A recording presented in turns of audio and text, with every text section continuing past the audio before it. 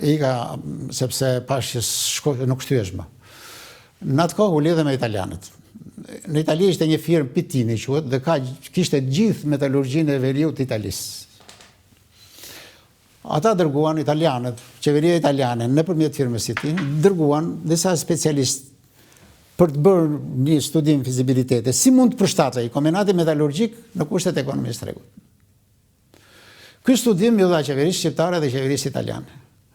U hapën edhe fondet e qeverisë italiane, u hapën fondet për të kanalizuar nëpërmjet Pitinit. U njoftua qeveria shqiptare dhe për fat keq nuk e di me çmendje me fjalë, Ramiz Alia, që ishte presidenti i kohës, u tha italianëve, po do na tregojnë italianët ne se ku t'i përdorim fondet, mjafton të na japin, po dim ne ku i përdorim. Ndërkohë sepse ne nuk e di, si shëmsuar të punonim me projekte tamam. Ata jepnin para për këtë projekt, sigurisht do kishte ndryshime, pjesa hidrometallurgjisë, domethënë do merreshin lëndë të parë me fjalë edhe nga Brazili, edhe nga vendet tjera, dhe nuk do prodhonim 550 marka çeliqesh, sepse për të kaluar nga një markë në tjetër 50 marka çeliqesh. 50 marka. Çfarë thua? 50 marka çeliqesh prodhonim në atë kohë, por kalimi nga një markë në tjetër kishte një kosto të jashtëzakonshme. Duhet ndroheshin gjithë cilindrat e pezimit e tjera çështje teknike me fjalë që nuk ja vlen, por kishte një kosto të jashtëzakonshme. Do të prodhonim çeliqe për ndërtim. Dhe këtë e ndërpreu Ramiz Alia, e shkatroi Ramiz Alia. Unë kam një letër. Po. Mund ta kisha sjellë edhe këtu për garanci, po e them. Është një Fausto Galaci. Po. Ai ishte nga Verona, inxhinier i jashtëzakonshëm, 2 metër burr sa prang cali që tregove çfarë, 2 metër burr. Nga duke gjini. Ka qenë drejtori i kombinatit të Tarantos Itali, që është një kombinat shumë i madh. Tash edhe ai është rrugëllur për shkak të problemeve ekologjike dhe të orientimeve të reja. Dhe më thot, në fund fare shkruan këtu 4 faqe letër me shkrimdore. Është e pamundur, thot, të punosh me qeverinë shqiptare. Po qeveri shqiptare ishte Ramizi që ishte president. Po pra, s'kishin filluar ndryshimet akoma. Po kryeminist kush ishte? Po Adel Çashani ka qenë. Po në 90 apo në 91? Po 90, po ata kanë ardhur në 90-ën. Në 90 në thënjishin, në fillimin në thënjishit ka qenë. Fillimi në thënjish ka qenë Fatostan. Po, është nuk e di. Fatostani do ketë qenë ndoshta. Fatostan. Dhe kështu thënë, nuk punohet. Po një mentalitet, nuk mund të punohet me qeverinë shqiptare. Po. Dhe shumë të zhgënjur, gjithë ekspertët që unë i njoh personalisht, domethënë. Ky ishte shansi i humbur? Shansi i humbur i Shqipërisë. I humbur i Shqipërisë? Patjetër. Jo vetëm për kombinatin, Po jo vetëm për kombinatin.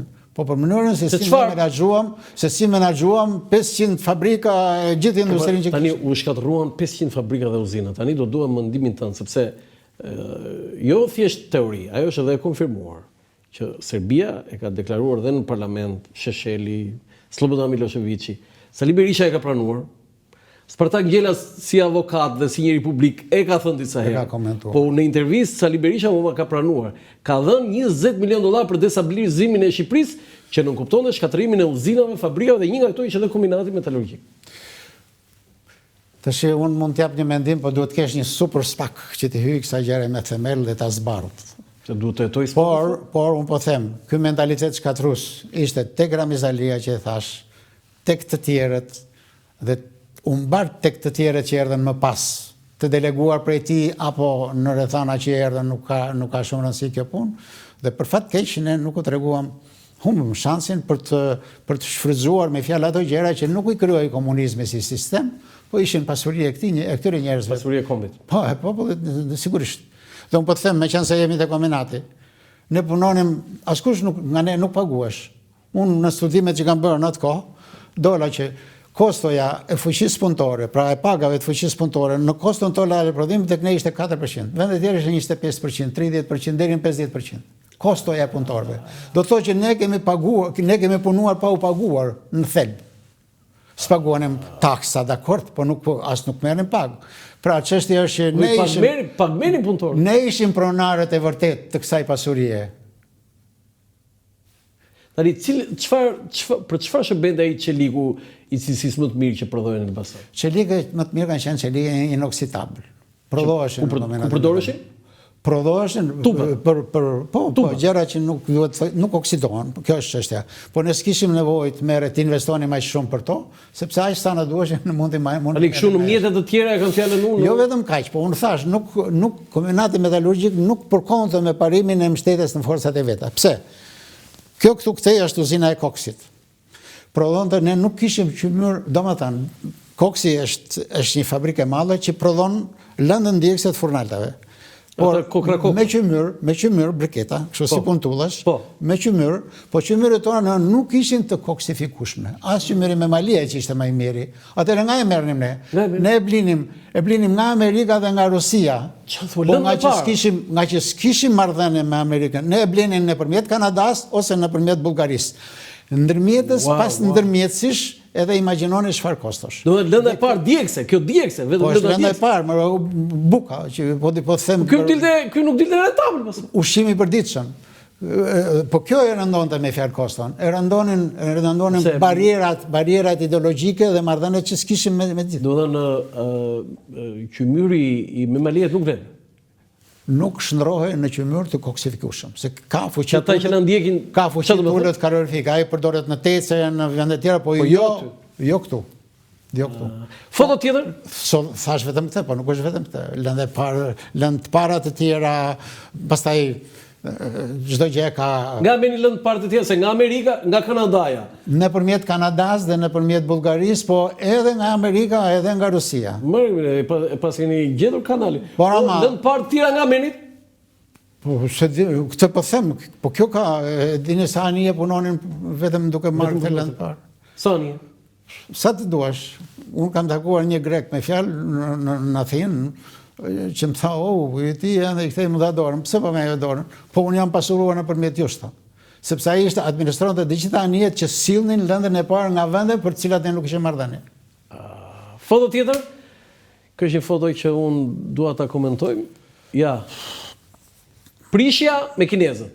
Letër e Komitetit Qendror të Partisë Punës së Shqipërisë dhe Qeverisë së Republikës Popullore Socialiste të Shqipërisë, drejtuar Komitetit Qendror të Partisë Komuniste të Kinës dhe Qeverisë kineze.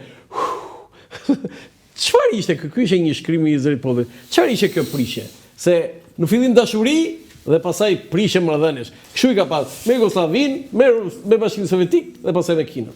Tash unë do të them ato që di dhe pastaj do bëjmë një lloj përgjithësimi edhe duke hamendësuar për gjëra që janë dhe s'janë thënë. Unë vetë personalisht e para njëherë kam punuar me kinezët. Ke punuar me kinezët? Kam punuar me kinezët. 24-25 vjeç kam punuar me kinezët. Atje në kombinat? Madje punonim natë ditë. Atje në kombinat? Po, në kombinat. Punon me tretune? Po, kombinati punonte me tretune, po... Do të thonë kombinati nuk fikeshin? Nuk ndërpritesh kurrë. Nuk fikeshin ato? Dhe me qenë se përmenda koksin, tretune, atje ka pas furrat e koksit. Ato ishin të veshura me tulla zjarrduruse dines, që mjaftonte një herë të shkonin temperaturë 0 dhe nuk përdoreshin më. Do të thënë mjaftonte një stakim për të shkatruar gjithçka. Do të thënë nuk fike të njëherë kombinat. Asnjëherë, absolutisht asnjëherë. Po dhe çfarë ndodhi? Asnjëherë. Unë kam punuar me kinezët. Kur u prishëm, edhe i përgojuam në fakt. Me të drejtë? Institucionalisht. Me të drejtë? Pa asnjë të drejtë. Pa asnjë të drejtë. Pa asnjë të drejtë. Si ishin kinezët? Se pa drejtë. Kanë qenë jashtëzakonisht korrekt. Wow. Nëse unë nuk kam parë kurrë njerëz më korrekt se sa kinezët. Unë kam punuar me inxhinier, me tjerë, natën, ditën e tjerë. Kemi përjetuar, çfarë kemi përjetuar? Vdekjen e Mao Zedonit në vitin 1996. Dhe pastaj deri në momentin e largimit në vitin 1998. Askush nga ne, 78, më fal. Askush nga ne dhe nga ata nuk mbeti pa derë lot. Një sekondë tani. Vdiq Mao Zedoni, kanë qarë shqiptarët? Po patjetër. Ju qatë? Po. Qave, po premë verozë? Shumë pas ke qarë, Oleg. Dgjoj, po s'kishim nuk ishe alternativë tjetër, ë? Shiko. Se po të them kështu, e diti sa njerëz kanë vdekur në ditën që ka vdek Stalini sepse shtyheshin, siç shkojnë njerëzit në Mekë dhe nganjëherë shtyheshin. Sa të duash? Po sa pra? Sa të duash.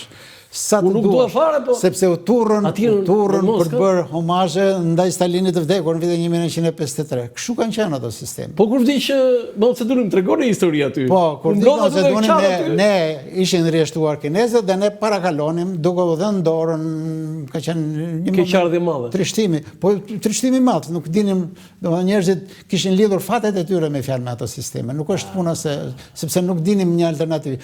Askush nuk kishte një plan B. Kjo është çështja. Edhe për Enverin, dikush qau më shumë, dikush, po njerëzit qajnë kur ndjejnë diçka, sepse, shiko, mund të detyrojnë që të duart rrokasish. Sepse në një sallë, kur thonë të jo për qarë. do fitojmë apo jo, do thuash po dhe nuk thua do të jo, sepse është rryma kolektive që të merr. Po për të qarë nuk të detyron, se mund dalish me njanë, por kanë qarë sepse kanë ndjerë diçka, ndjen sepse nuk kishin të sigurt, nuk kishin pra një plan B. Më ngasove me librin bloku të Isuf Kalës. Ndërkohë mund të hapësh atë të hedhësh pakuj se duhet ta kishim bërë ne dhe të kërkoj ndjes. Jo, e bëjmë, s'ka problem. Isuf Kalo ka thënë që kur Enver Hoxha prishi marrëdhëniet me Kinën, Nexhimia ka thënë edhe me Kinën, besoj të kujtohet ky moment. Është absolutisht e pashpjegueshme nga pikpamja e pragmatizmit, e mbijetesës së shqiptarëve, e politikave të zhvillimit, e strategjive etj.